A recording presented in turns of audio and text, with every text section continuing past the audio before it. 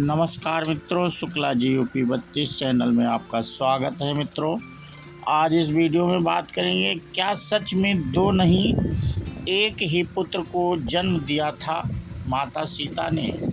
मित्रों, इस वीडियो में आज इस पे हम बात करेंगे, और जो लोग चैनल को पहली बार देख रहे हैं वो चैनल को सब्सक्राइब कर लें, बेल आइकन दबा दें, जिससे ऐसे धार्मिक वीडियो का नोटिफिकेशन आपको मिल सके। मित्रों, और जो लोग पहले से जुड़े हैं वो लाइक एवं कमेंट अवश्य करें। और इससे बिना देरी के हम मित्रों अपना वीडियो शुरू करते हैं। रामायण की कथा के कई सारे संस्करण उपलब्ध हैं, लेकिन इन सब में महर्षि वाल्मीकि द्वारा रची गई रामायण ही सबसे प्राचीन और विश्वसनीय मानी जाती है।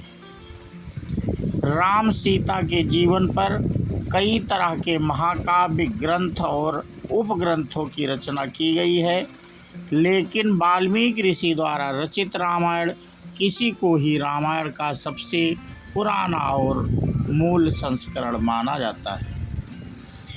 रामायण में कई संस्करण हैं और सब में वाल्मीकि रामायण के कई तथ्य हैं, लेकिन कहानी का रूप देने के लिए इनके प्रसंगों को बदल दिया गया है। इन सभी ग्रंथों में राम सीता के मिलन से लेकर वनवास और रावण के अंत की कथा अवश्य होती है, लेकिन इसके बीच कई सारी ऐसी कहानियां जोड़ दी गई हैं जिनका प्रमाण कहीं नहीं मिलता है।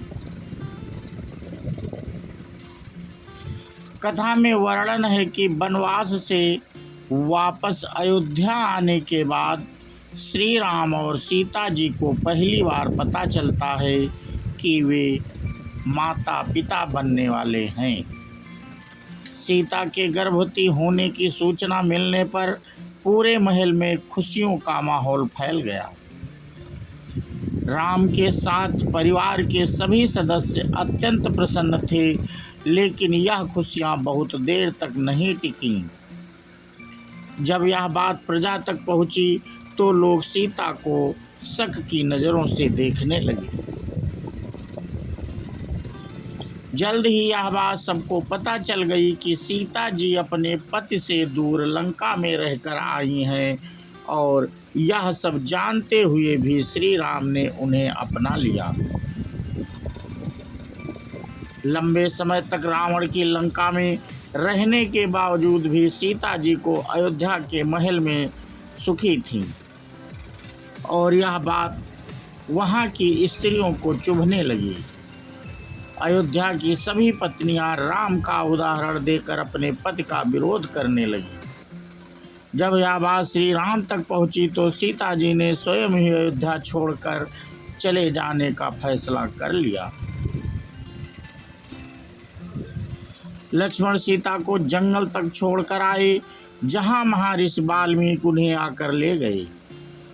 इस समय सीता जी गर्भवती थी, लेकिन प्रजा का ध्यान रखते हुए सीता ने एक आम सन्यासिन बनने का निर्णय लिया। महर्षि वाल्मीकि ने सीता को अयोध्या की सभी बातें भुलाकर एक सामान्य जीवन व्यतीत करने की सलाह दी।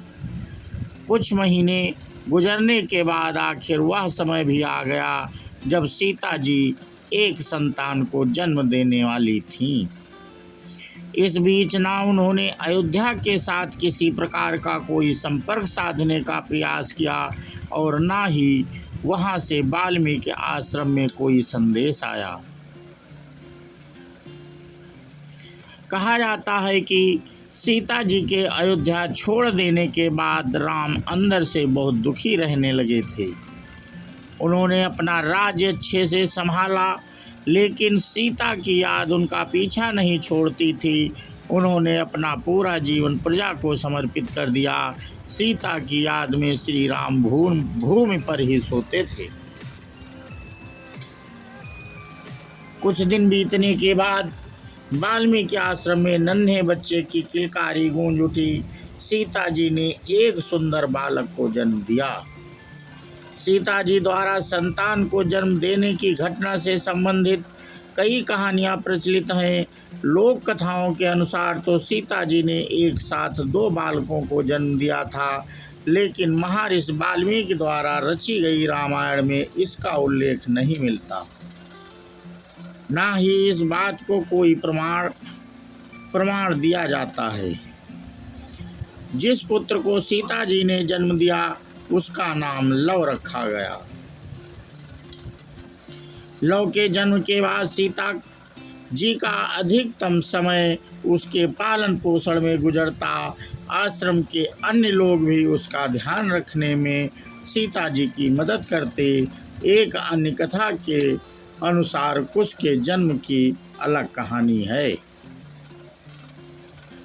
एक दिन सीता जी कुछ आवश्यक लकड़ियां लाने के लिए आश्रम से बाहर के पास स्थित जंगल जा रही थी, लेकिन उन्हें यह चिंता थी कि वह लौ को कैसे लेकर जाएं।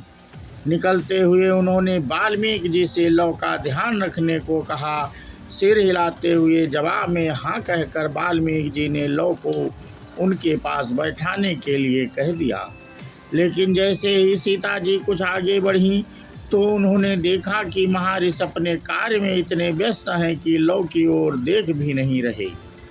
सीता जी ने लौ को साथ ही लेकर जाने का निर्णय लिया, लेकिन जब उन्होंने लौ को उठाया तो महर्षि ने यह दृश्य नहीं देखा। कुछ देर बाद जब महर्षि ने इधर उधर देखा तो उन्हें लौ दिखाई नहीं दिया और उन्हें यह भय हुआ कि लौ कहीं चला गया होगा या किसी जानवर का शिकार हो गया होगा। वाल्मीकि चिंतित हो उठे। महर्षि वाल्मीकि सोचने लगे कि अब वह सीता जी को क्या जवाब देंगे। सीता विलाप करने लगेगी। इसी डर के कारण वाल्मीकि जी ने पास में पड़े कुश यानी घास को लिया और कुछ मंत्र पढ़ने के बाद एक नया लौ बना दिया। यह लौ ही पहले जैसे लौ की तरह ही था।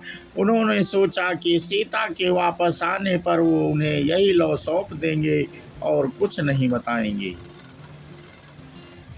कुछ समय के पश्चात जब सीता आश्रम लौटी तो उन्हें देखा महर्षि चकित रह गए।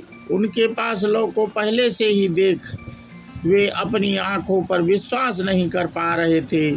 पूछने पर मालूम हुआ कि सीता जी लौ को अपने साथ ले गई थी। लेकिन नए लौ को देखने के बाद सीता जी अत्यंत प्रसन्न हुई। कुशा के कारण जन्म होने की वजह से उनका नाम कुश रखा गया और वह श्री राम और सीता जी की दूसरी संतान के रूप में जाना गया। तो मित्रों, आज इस कहानी में हम आपको लव और कुश के जन्म की कहानी से संबंधित बातें शेयर कर रहे थे मित्रों। और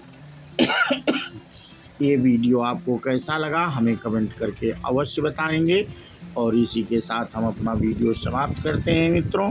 बोलो श्यावर रामचंद्र की जय हो, हनुमान की जय हो। जय हिंद, जय भारत, वंदे मातरम।